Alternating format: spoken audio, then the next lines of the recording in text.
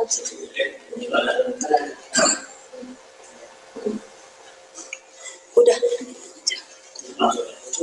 Bapak Ibu yang saya hormati, saya pernah menyampaikan sekilas mengenai COVID. Bahwa saya Dr. Susadi Palu yang saat ini berdinas di rumah sakit Angka Bandung dan yang bangga Ini. Saya cerita mengenai COVID-19, terus kita cerita mengenai pandemi. Jadi pandemi adalah suatu penyakit global. Menurut WHO, pandemi dinyatakan ketika penyakit baru menyebar di seluruh dunia melampaui batas. Sebagai pendahuluan, COVID-19 adalah penyakit infeksi. Buat minggu Senin. Sehat ya. Sehat. Atur minggu sudah. SARS-CoV-2 yaitu Severe Acute Respiratory Syndrome Coronavirus 2. COVID adalah nama penyakit. SARS-CoV-2 adalah nama virus penyebabnya.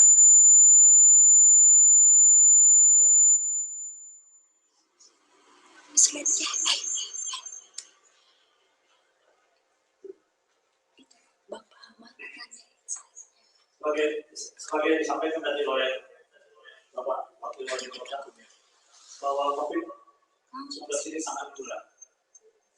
Memang betul dibutuhkan kedisiplinan semua pihak.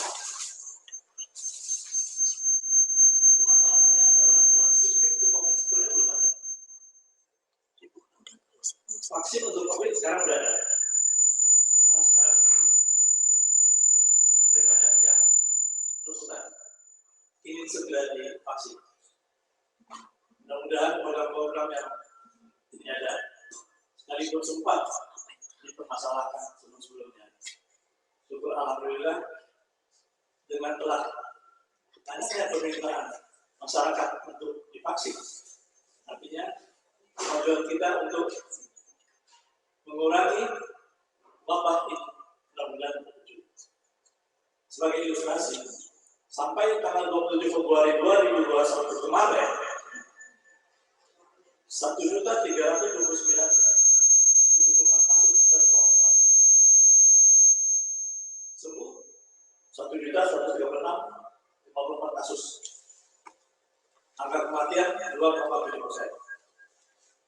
Ya masih 35.000 Untuk itu penting kita peran mengenai 3T, yaitu menjajaki, kita periksa, dan kita obati atau kita isolasi. Tidak itu saja, 3M yang disampaikan oleh Bapak Wakil Wali Kota tadi.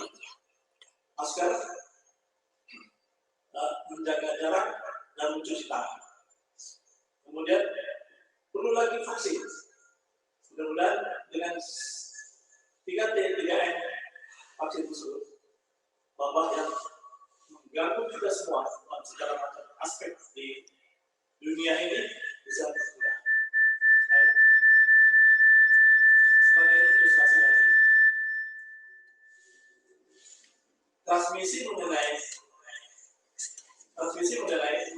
COVID ini ada langsung, ada tidak.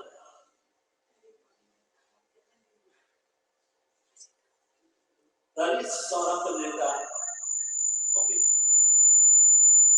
dia virus asal. Virus ini merupakan droplet dari penderita seorang penderita COVID.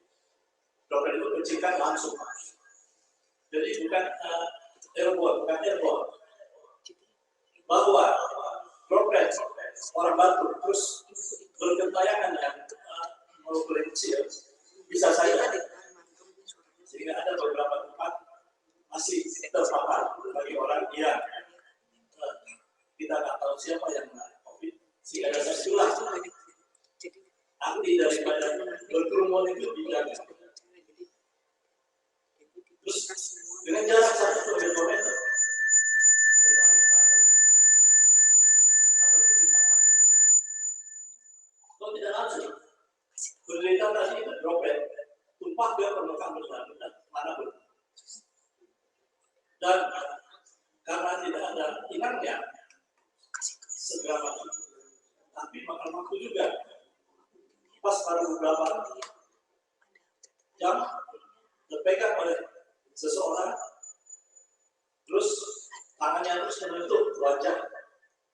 Dalam hal ini, tempat masuknya virus tersebut adalah pada mata, pada hidung, dan pada mulut. Itulah dasarnya kita harus sering cuci tangan. Slide. Sebagai ilustrasi lagi, bahwa seseorang akan sakit jika lebih dari 1000 partikel virus. Cara menghitung begini, kalau kita diam saja atau kita tidur suami istri, kita tidak berbicara, virus itu keluar 20 partikel virus per menit. Kalau kita berbicara sama-sama tidak menggunakan masker, dropletnya mengeluarkan 200 partikel virus per menit. Apalagi kalau batuk, sangat banyak sekali. Bersin saja sudah banyak sekali partikel virus yang akan keluar. Sehingga dengan pertemuan ini saya ajak belajar kita cara menghitung. Berhasilnya tertular atau tertular seseorang terekspos dengan virus kali jumlah waktu. Umpamanya sekarang upayakan kita membatasi waktu 15 menit. Sebagai contoh, yang pertama bernapas 20 menit. 1 jam saja tidak bernapas, si istri kena dengan kata lain. Ini sangat ganas. Kalau suami atau istri yang sakit, dua-dua akan sakit. Karena pasti tidur lebih dari 1 jam. Dan kita tidak mungkin tidur pakai masker atau APD. Jadi cara gitu ya, terekspos virus.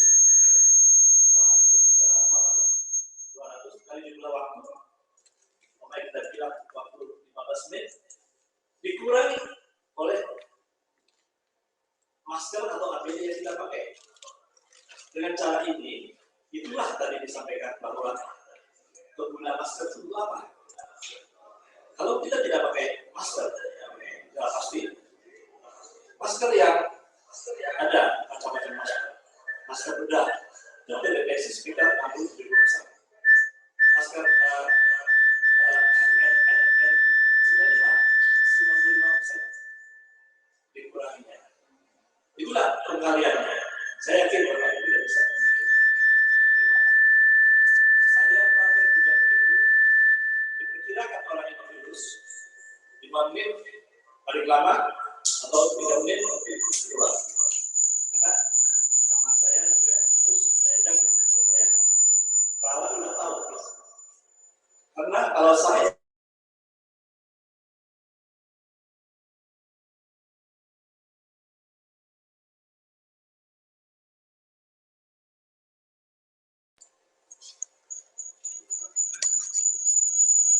mengenai masalah inkubasi masa inkubasi 2-14 hari. Saya terjemahkan ini maksudnya adalah virus masuk ke dalam tubuh kita. Mungkin ada yang tahan sehingga 14 hari baru dia menimbulkan masalah. Sehingga orang kalau sakit dia akan makan waktu, dia akan waktu ada waktu masanya virus bereaksi, kemudian virus tersebut merangsang sel dalam tubuh kita, apakah mast cell, apakah neutrophil, apakah eosinophil, dan pecahnya sel-sel dalam tubuh tadi menurunkan banyak mediator, dan antara lain adalah interleukin, IL-6, 8 dan segala macam, prostaglandin juga, dan juga semuanya itu kita namakan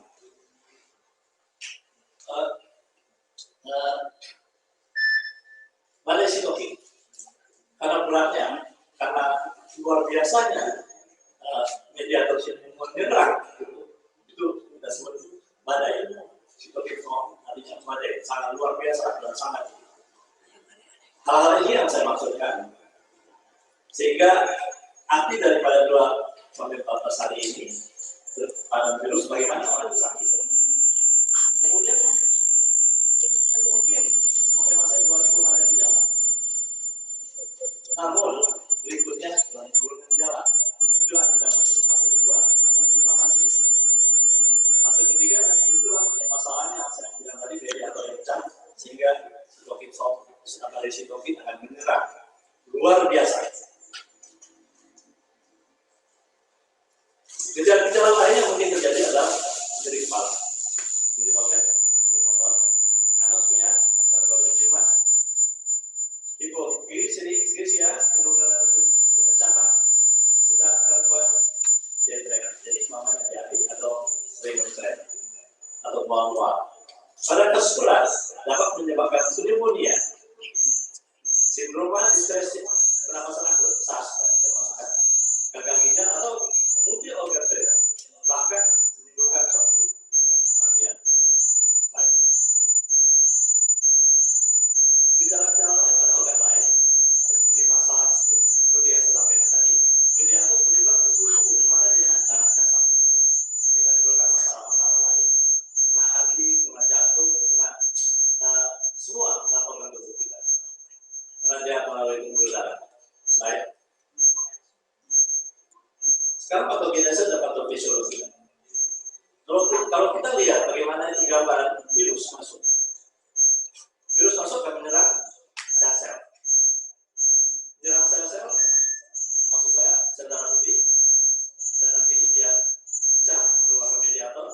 Reaksi-reaksi inilah yang menimbulkan suatu masalah pada organ-organ yang bisa disampai. Banyak sekali dalam tubuh kita. Mulai dari inflamasi, jadi pada paru-paru akan keluar sekret, menjadi urin paru, terus ada suatu permasalahan sikap segala macam, sehingga pada pneumonia dan menyebar biasanya pada daerah paru-paru kiri lateral kiri kanan.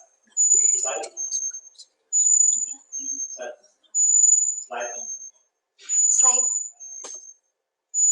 Ya, ini gambaran sketsa daripada yang tadi saya sampaikan. Pertama, bagaimana virus masuk, kemudian menyerang sel-sel, dan akhirnya menimbulkan reaksi yang luas. Jadi masuknya ini itu COVID virus ke dalam sel, induksi keluarnya sitokin.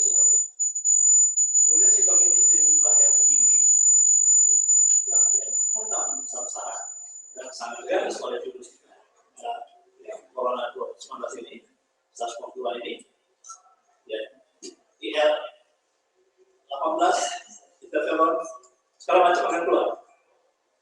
Selain itu, T helper atau T2, sitokin juga diteliti dan lain-lain akan menyerang. Terjadi proses inflamasi. Pada pasien yang kalau sampai masuk ke dalam ICU ditemukan banyak sekali suatu sekret-sekret, dan inilah suatu perjuangan daripada dokter bagaimana cara mengatasi omset tidak sama semua pasien. Slide boleh lalu.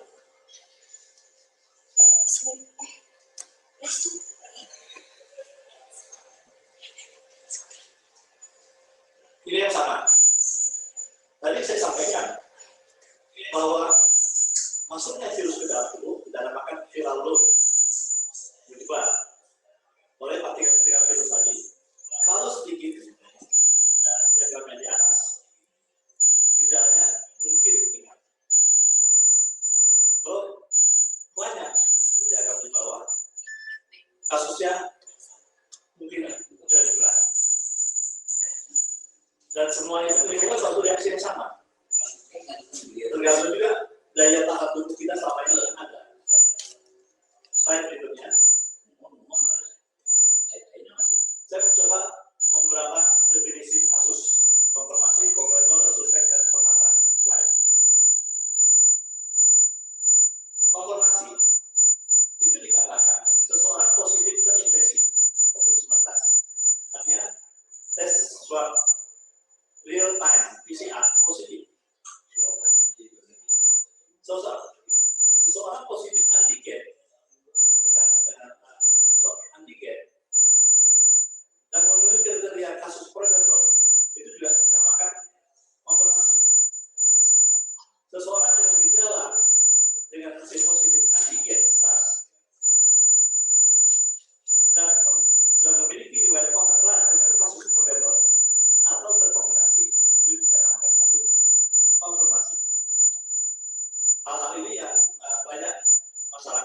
terjemahkan sehingga menimbulkan suatu gejolak-gejolak yang sama kita lihat di televisi.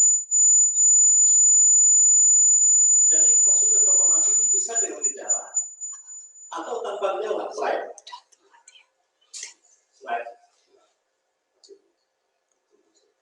Kasus probable. Seseorang yang memiliki salah satu dari kriteria ini. Seseorang yang memiliki kriteria klinis dan memiliki riwayat kontak erat dengan kasus probable atau terkonfirmasi atau berkaitan dengan kluster COVID-19. Dan kasus suspek dengan gambaran radiologi sugestif ke arah COVID-19, pneumonia yang masih ringan. Seseorang dengan gejala akut insomnia atau alpisia dengan tidak ada penyebab lain yang dapat diidentifikasi, atau orang dewasa yang meninggal dengan distres perawatan ARDS maksudnya, dan memiliki kontak erat dengan kasus probable atau terkombinasi atau berkaitan dengan kluster COVID-19. Ini juga seperti saya sampaikan tadi, jadi berulang pasien yang meninggal dengan istilah COVID. Lanjut. Kasus suspek. Kasus ini harus memiliki kriteria klinis dan kriteria epidemiologis. Kriteria klinis, demam. Demamnya memang tidak berapa tinggi, atau lebih dari 3 atau lebih gejala tanda akut berikut: demam, riwayat demam, atau istilah lain ISPA. Hal-hal ini yang jadi masalah sekarang. ISPA dengan tanda-tanda tersebut langsung berpikir ke arah suatu suspek. Kriteria epidemiologis dalam 14 hari terakhir sebelum timbul gejala, riwayat tinggal atau bekerja di tempat yang berisiko tinggi, atau pada 14 hari terakhir sebelum timbul gejala memiliki riwayat tinggal atau bepergian ke negara atau wilayah Indonesia yang melaporkan transmisi lokal, atau pada 4 hari terakhir sebelum timbul gejala di fasilitas pelayanan kesehatan, baik melakukan pelayanan medis ataupun dan non medis, serta petugas yang melaksanakan kegiatan investigasi pemantauan kasus dan kontak. Ini yang sama sebenarnya istilah seseorang dengan ispa berat atau seseorang dengan asimptomatis yang tidak ada kriteria epidemiologis. Namun hasil rapid test antigen positif, kuncinya rapid test antigen positif. Kontak erat, penderita kontak dengan kasus konfirmasi. Penderita kontak seseorang kontak tetap muka dengan radius 1 meter atau ada lebih dari 15 meter seperti yang saya jelaskan tadi. Sentuhan fisik, salaman. Orang yang memberikan perawatan langsung tanpa APD standar. Ini yang jadi kita namakan pendapat. Dan ini observasi staf yang bersangkutan. Nanti ada disampaikan berikutnya. Slide. WHO menetapkan seorang positif COVID-19 tidak harus swab PCR positif. Dianggap atau ditetapkan positif terinfeksi COVID kalau tes swab real time PCR positif jelas. Kedua, kasus suspek dan probable dengan rapid antigen positif. Ya, mudah-mudahan bisa diterima. Dan berikutnya, ini yang perlu diperhatikan. Orang tanpa gejala, tapi rapid test positif dan riwayat kontak dengan probable atau konfirmasi positif COVID-19. Ini yang oleh WHO ditetapkan sebagai terkonfirmasi. Slide. Pemeriksaan penunjang biasa kita lakukan pemeriksaan ronsen toraks atau CT scan untuk mendapatkan gambaran IgG, lalu gas, itu karena pneumonia. Darah perifer lengkap dapat ditemukan, leukopenia bisa turun bisa normal, bisa monosit yang naik, kimia darah mungkin sudah ada kelainan pada fungsi ginjal atau fungsi liver, terus pemeriksaan clear time PCR. Kemudian jangan lupakan kode standar pada sekutu atau BAL. Slide.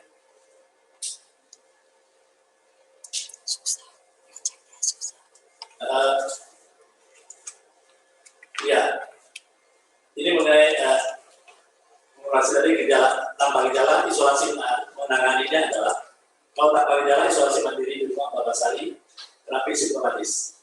Kalau gejalanya ringan juga isolasi mandiri di rumah, terapi simptomatis juga. Gejala sedang dan berat rujuk ke rumah sakit, rujukan COVID. Slide. Ini diagram. Sekarang ini banyak orang menanya bagaimana dinyatakan sembuh. PCR saya sudah negatif, saya sembuh dong. Sebetulnya hal itu tidak tepat. Karena tadi yang telah saya sampaikan, terpapar virus, terjadi proses inflamasi, terjadi reaksi akibat sitokin stop tadi.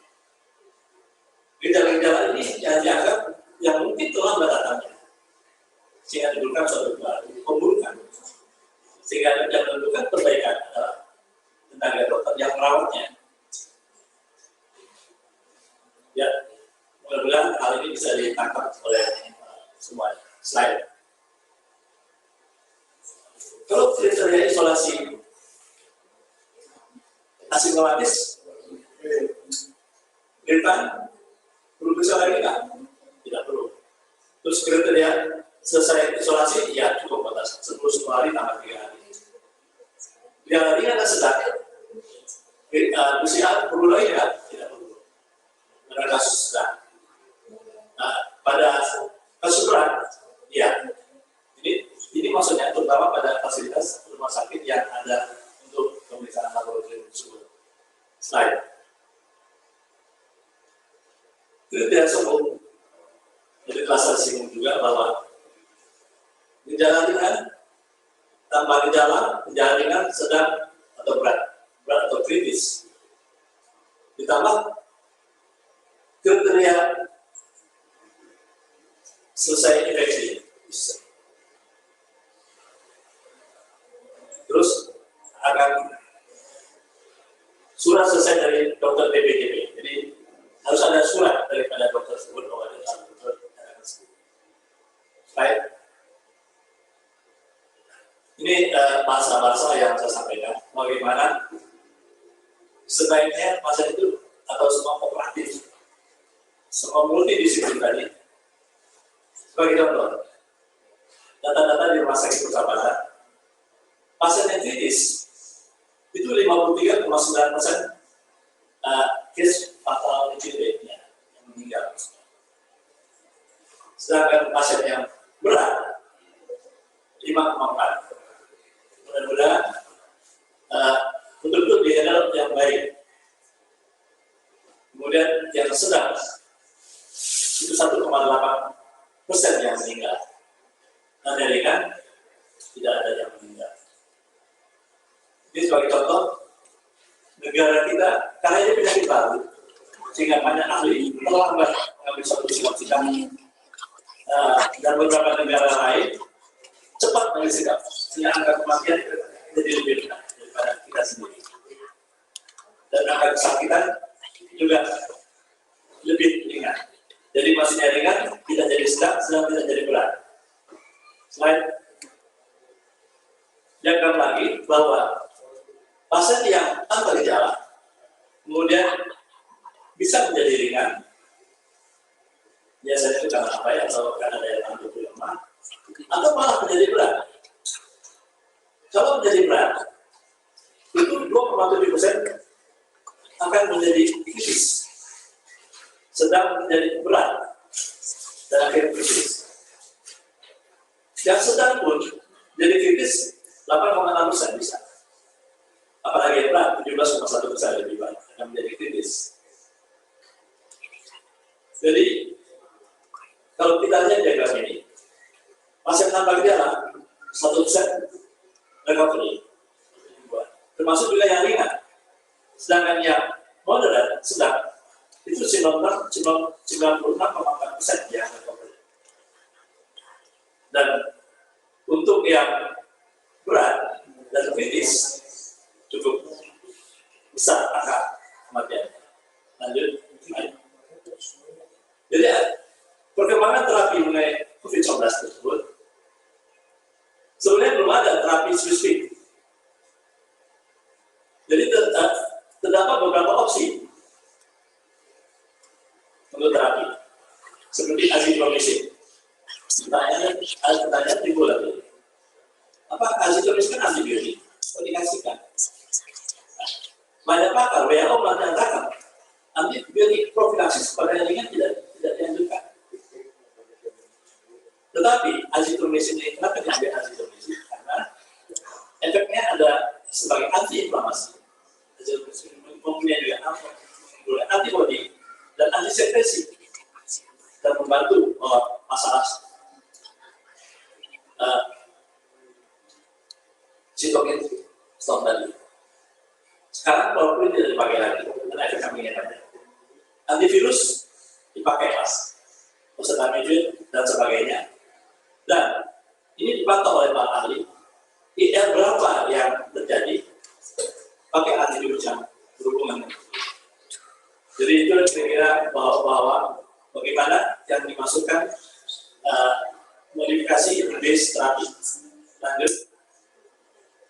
Sebagai pegangan buat kita, COVID-19 menyebabkan badai sitokin yang berimplikasi pada terjadinya ARDS, serangan yang sangat berat, gangguan koagulasi, lagi tren, lagi diketahui dengan beberapa COVID dan banyak masalah. Dan ini yang menimbulkan kematian yang tanpa kita sadari dan kerusakan jantung. Kemudian penyebab kematian COVID-19 tersering adalah gagal napas, kemudian sepsis karena mediator begitu banyak, daya tahan tubuh lemah, ruang hidup, dan kasus sedang dan mau nggak mau pakai antibiotik. Kemudian juga dengan terjadi kerusakan jantung. Antara sana bertujuan untuk menghambat perjalanan penyakit dari ringan jangan sampai dari tanpa gejala jangan jadi ringan jangan sedang diupayakan jangan jadi berat. Berdasarkan patologi yang mungkin terjadi. Tetapi yang perlu digunakan pada COVID-19 adalah kita sering dengar vitamin A, vitamin C, vitamin D, vitamin E, zinc, selenium, juga antivirus, antikoagulan, ini lagi topik-topiknya. Kemudian steroid yang dimulai oleh Inggris. Karena bahasanya dulu orang virus itu dengan COVID kurang berani. Tapi di Inggris berani kasih dexamethasone dan diikuti semua negara yang lain dan hasilnya lumayan banyak terbantu dengan dosis antara 6 sampai 8 mg per hari. Terapi oksigen dan alat bantu napas sangat penting. Terapi oksigen ini, jadi pasien itu sebetulnya kalau dia masuk di ruangan yang sedang berat, diusahakan kalau posisi teruntuk, bersujud, ya, sehingga dengan suatu alat yang baru dengan 60 liter per menit, sehingga dia bisa tenggelam, sehingga oksigenisasi masuk ke dalam tubuh dengan baik, hingga membantu samping, hingga kemungkinan hal-hal bisa teratasi.